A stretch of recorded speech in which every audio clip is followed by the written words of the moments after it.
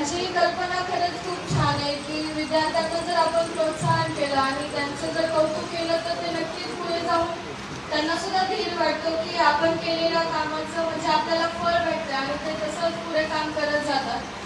माझं आयुष्य म्हणजे मलाच याच्याबद्दल काही कळत नाही आहे, कारण की जी मानवीय हत्या माझ्या वडिलांची झाली त्याच्यातून हे दुःख आमच्यासाठी खूप मोठं होतं आणि त्यातच माझं एज्युकेशन, त्यामध्ये 12वीची परीक्षा असेल, नीटची असेल. माझी नीटची तयारी तर आधीपासून चालू होती, पण 12वीची बोर्डची एक्झाम होती. त्याचा अभ्यास तर लास्टचे 2 महिनेच म्हणजे ते पण माझ्यासाठी अपुरे होते, कारण की जे वडिलांचं दुःख होतं सर्वांनी बोलवलं तिथं जाणं, कारण की त्यांनी ती आत्मीयतेने बोलवलं आणि आपण तिथे नाही जायचं हे आम्हाला वेगळं वाटायचं. म्हणून आम्ही जे बाहेर मोर्चासाठी असलं, मी ज्यावेळेस पुस्तक उघडायचे त्यावेळेस मला माझ्या वडिलांचा चेहरा दिसायचा, कारण की त्यांनी आज आमच्यासाठी खूप काही, आज आम्ही इथे आहोत आणि सर्वांची ओळख झाली ती त्यांच्यामुळेच म्हणायला हरकत नाही आहे, कारण की त्यांनी जी समाजातली म्हणजे समाजातील लोकांना पुढे नेलं, गावात सुधारलं, अशा प्रत्येक गोष्टी आहेत. त्यांची जी झालेली हत्या आहे ते दुःखाचा डोंगर आमच्या देशमुख कुटुंबियांना नाही तर गावासाठी खूप मोठा होता. पण या महाराष्ट्राने दिलेली साथ, त्याच्यामध्ये माझं तर अभ्यासात कसलंच मन लागत नव्हतं, पण एकीकडे कुठेतरी विचार केला तर वाटायचं की बाबा सोबत नाही आहेत, त्यांच्याशिवाय जीवन जगणं खूप अवघड आहे. पण नंतर जी तुम्ही दिलेली आम्हाला साथ आहे आणि मला सतत वाटायचं मी जर अभ्यासात वेळ दिला तर माझ्या वडिलांना न्याय मला मिळवून द्यायचा आहे, त्याच्यामध्ये मी कुठेतरी कमी पडेल.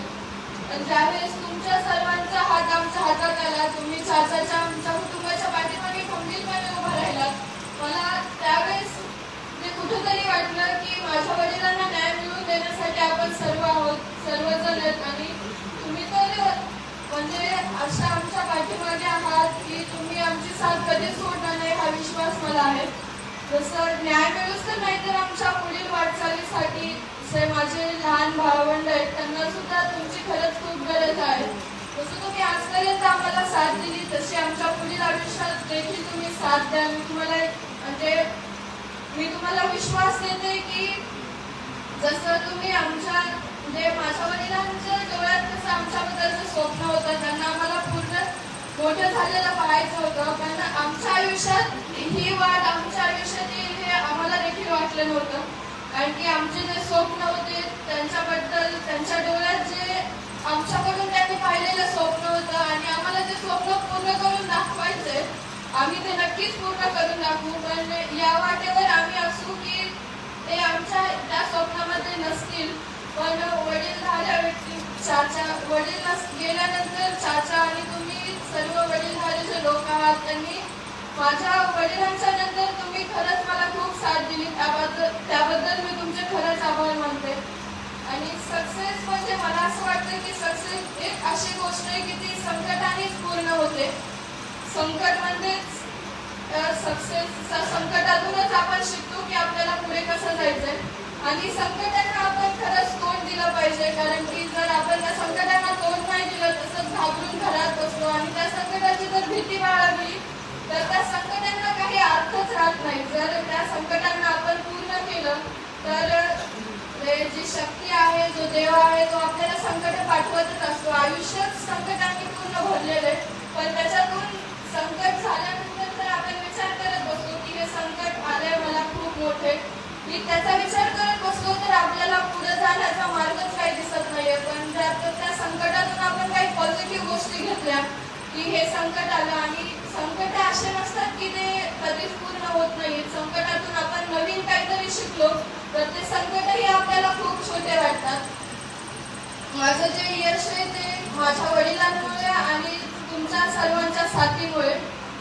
माझ्या वडिलांबद्दल तर आज फादर्स डे आहे. मी सर्व वडीलधाऱ्या मान्यवरांचे पितृदिनाबद्दल हार्दिक शुभेच्छा. पण खास करून मी माझ्या वडिलांना आज ते जिथे कुठे असतील खरंच मला या गोष्टीचा ज्यावेळेस लोक भेटायला येतात ते सांत्वन करतात, पण ते आजीला तर समजून सांगताना एक वाक्य म्हणतात की आता तुम्हाला सावरावं लागेल, तुमचे जे नातवंड आहेत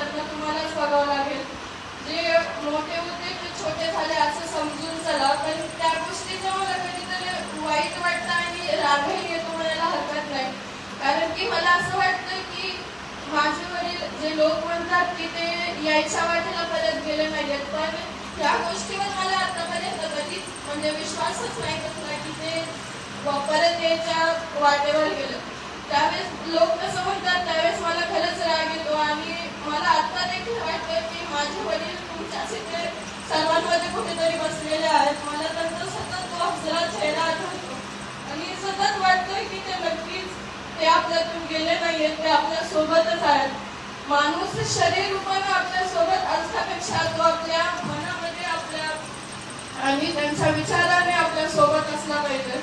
आणि माझे वडील असे एक व्यक्तिमत्व आहे माझ्यासाठी तरी की मी त्यांना कधीच विसरू शकत नाही. त्यांनी आमच्यासाठी खूप काही केले आणि त्यांना मी आज या ठिकाणाहून हॅपी फादर्स डे सांगण्याची माझ्या मनापासून मी त्यांना पितृदिनाच्या खूप खूप शुभेच्छा देते. आणि तुम्ही सर्वांनी इथे मला बोलवल्याबद्दल खूप खूप धन्यवाद. माझ्यापेक्षा म्हणजे मार्क्सनी पुढे असतील प्रत्येक विद्यार्थ्याला हेच वाटत असतं की माझं कौतुक झालं पाहिजे आणि तसं तर तुम्ही सर्वांनीच माझं भरभरून कौतुक केलं, त्याबद्दल मी तुमचे आभार मानते. आणि माझ्यापेक्षा जास्त आणि कमी मार्क्स आलेल्या विद्यार्थ्यांचे देखील मी कौतुक करते, कारण की मार्क्सने आपण कधीच मोठे होत नाही. मार्क्स ही आपल्या जीवनातली एक पायरी असते. माणसाकडे माणुसकी असली पाहिजे तर आपण आपल्या आयुष्यात पुढे जाऊन जसं की सक्सेस कधीच आपल्याला एक आपण टप्पा पूर्ण केला की सक्सेस भेटत नाही. जसं आपल्याला हार बनवायचा असेल तर पुन्हा एकत्र करून हार बनवावा लागतो. तसंच सक्सेसचा जर आपण स्टेप बाय स्टेप गेलो तर सक्सेस आपल्याला हा नक्कीच मिळेल. हे आई वडिलांचं एक असं असतं की त्यांनी ते त्यांच्या आयुष्यामध्ये त्यांनी ती त्या टाईममधून गेलेले असतात, म्हणूनच ते आपल्याला सांगत असतात की तू असं करू नको तसं करू नको.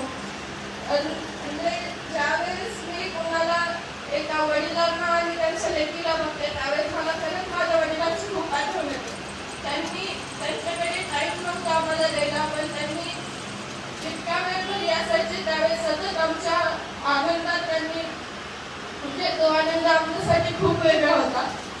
मी आज एवढंच सांगते की त्यांनी जर आम्हाला कधी मायेने पुरवायला नाही, कारण की त्यांच्याकडे तो वेळ नव्हता. आणि ज्यावेळेस त्यांनी चांगल्या गोष्टी सांगितल्या, त्यांनी सतत सांगितलं की आपल्यापेक्षा उंच असणाऱ्या लोकांना बघण्यापेक्षा जे आपल्यापेक्षा लहान आहेत, जे फुटपाथवर लोक राहतात त्यांचं जीवन किती वेगळं, ते प्रत्येक आनंदात त्यांचा आनंद असतो छोट्या छोट्या गोष्टी. आणि आपण जे नाही त्याचा विचार करण्यापेक्षा जे आहे त्याच्यामध्ये खरंच समाधान आणि सुख मानलं पाहिजे, त्याच्यातच खरं आपला आनंद आहे.